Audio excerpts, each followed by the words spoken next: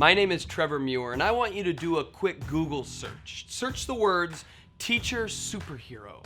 I bet you'll find hundreds of graphics of teachers wearing capes, websites and influencers bearing these words, and countless articles about how to be that teacher who can save all of their students. I mean, how many conference keynotes and educator books have you seen with the premise that a teacher's primary mission is to give all of themselves to their students? We have to rescue our kids from their lives, be their source of love and caring, because many of them will not get that attention from anywhere else.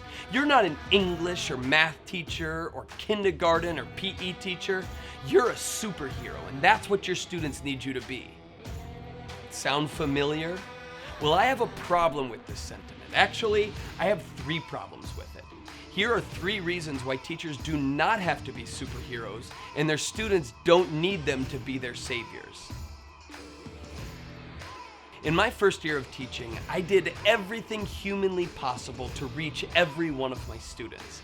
I chaperoned every dance, I stayed late after school every single day to help every student who needed it. I tried to plan every single lesson to be this epic, bombastic learning experience. I volunteered for every committee. I devoted every ounce of my energy to my job.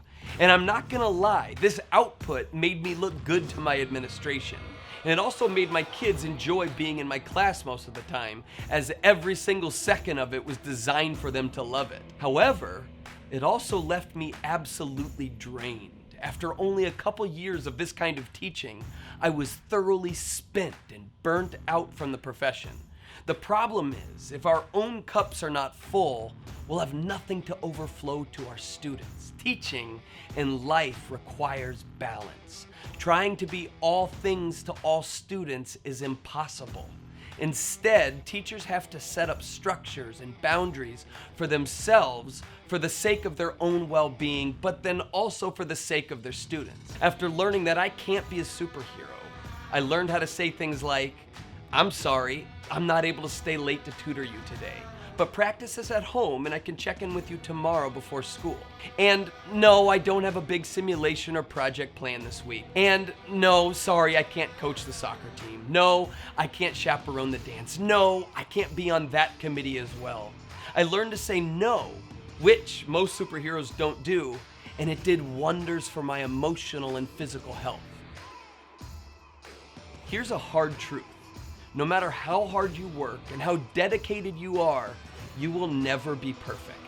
This truth is hard because it seems so many people in society expect you to be perfect. Parents want you to be perfect for their kid. Principals want you to be perfect for their school. The school board wants you to be perfect for their district. Governors want you to be perfect for their state.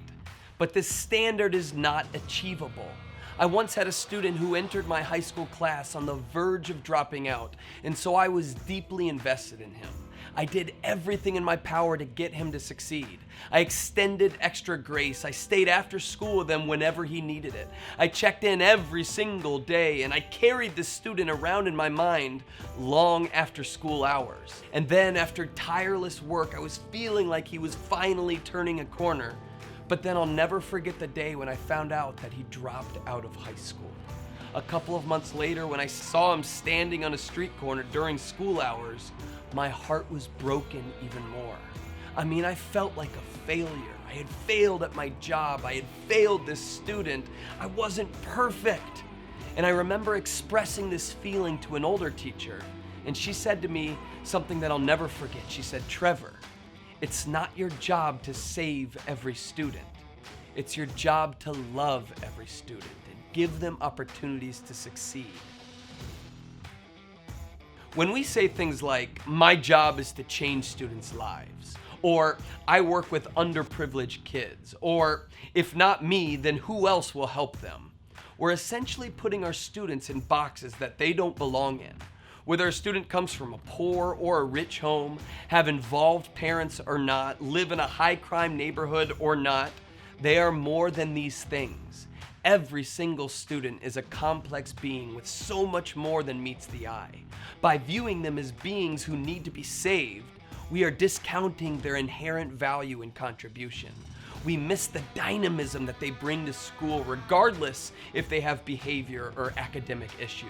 We are boiling down the complexities of a student's life to categories that are far too small. Rather than saving our students, I think we need to give them relentless love. And with that, opportunities for connection, opportunities to be challenged and to grow, chances to learn and succeed in a safe environment. By adopting this mindset, not only are teachers relieved of their duty to save their students, the students are not put into an unfair box with other students who need to be saved. Now, just because teachers shouldn't try to be superheroes doesn't mean that they're not heroes. The expectation and pressure to be a savior for all students, demanding all teachers to sacrifice all of their time and energy for their jobs, is not realistic and it isn't helpful. However, when teachers find work-life balance and therefore have the capacity to teach their students well, heroic results do happen. Adults 20 years later attribute their success to that one teacher. Kids learn how to read. First-generation students make it into college. Sometimes that student on the edge of dropping out does make it to graduation. The teacher who is dedicated to their craft and shows up every day to love, care for, and educate their students will have an impact, guaranteed. But they can also leave at the end of the school day and not have to think about work when they get home. None of this is to say that teachers can't be great, or they shouldn't volunteer or chaperone dances or have epic lessons and projects for their students. Instead, it's to state very clearly that teachers don't always have to do these things in order to be the teacher their students need. So instead of wearing that t-shirt that says, "I'm a teacher, what's your superpower?" just wear a dark one that you don't mind spilling coffee on.